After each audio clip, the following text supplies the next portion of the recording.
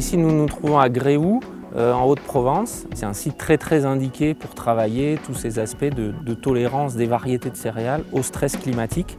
Et on peut dire même que c'est un peu l'avant-poste du changement climatique en France. C'est pour ça que nous avons ces types d'essais ici sur la station de Gréoux. On a de l'ordre de 200 variétés répétées sur plusieurs blocs, sans irrigation et avec irrigation. Évidemment, quand on fait les notations avec l'œil humain, d'abord il faut énormément de personnes si on veut faire les notations au bon stade. Et donc on espère avec cette machine gagner énormément de temps et de fiabilité en étant capable de faire des notations au bon moment et surtout de les répéter dans la saison sans avoir 50 collaborateurs qui doivent être dédiés à cet essai.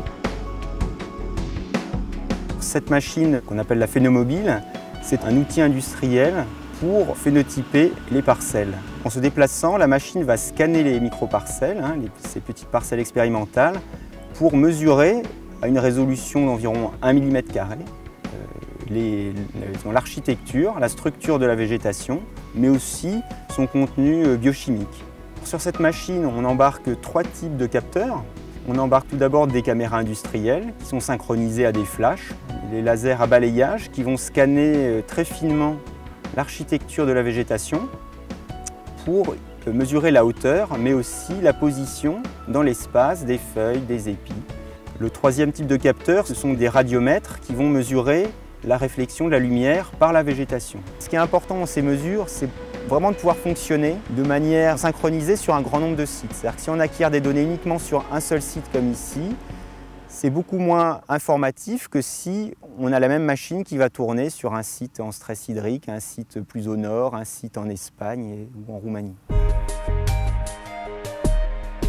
Donc il y a vraiment 2 parties essentielles. C'est le contrôle de son déplacement, d'un côté, qui est complètement autonome, et de l'autre, le contrôle des mesures par les capteurs, qui lui aussi est complètement autonome. Et ça, le fait de combiner ces 2 automatismes, c'est ça qui est vraiment unique au monde.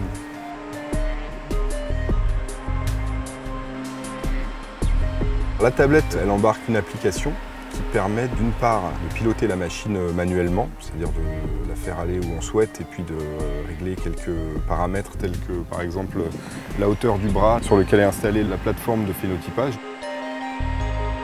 La tablette permet de définir la trajectoire souhaitée, de déclarer un certain nombre d'actions à effectuer sur un certain nombre de positions un peu cruciales dans la parcelle auxquelles on souhaite faire des mesures, et puis de lancer l'enchaînement de ces actions et du pilotage automatique de la machine.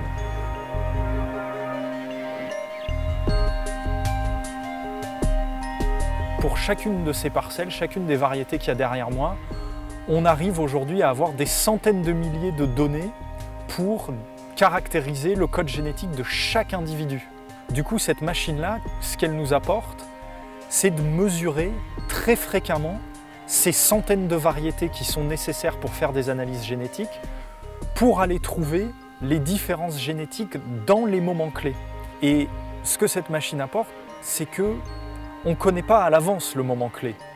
Donc il faut revenir tout le temps régulièrement pour faire les mesures, pour être capable, a posteriori, d'aller retrouver ce moment clé. Aujourd'hui, tout le monde est d'accord pour dire que c'est une obligation de travailler à des techniques et des technologies pour permettre de mesurer plus souvent, plus vite, plus nombreux. La machine qu'on a ici, c'est vraiment une des premières au monde. Quand on interagit aujourd'hui avec les meilleures équipes internationales, qu'on leur dit qu'on développe en France ce genre d'outils, ils ont une envie de venir chez nous travailler. On va dire, venez à nous, les meilleures équipes qui travaillent le blé, le maïs dans le monde, on a quelque chose à vous apporter.